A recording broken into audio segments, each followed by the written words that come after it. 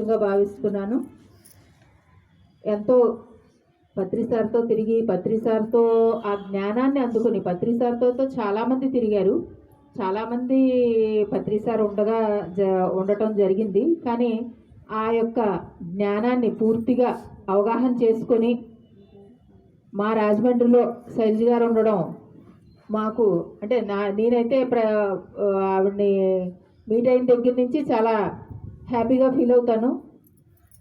పత్రి sir యొక్క విశిష్టత కూడా ఆవిడ నోటితోనే తెలుసుకున్నాను. పత్రి సార్ ఉండగానే ఈ వ్యవస్థలోకి వచ్చాను, కానీ ఆ పత్రి సార్ యొక్క విశిష్టత ఆవిడ నోటితోనే నేను తెలుసుకోవటం జరిగింది.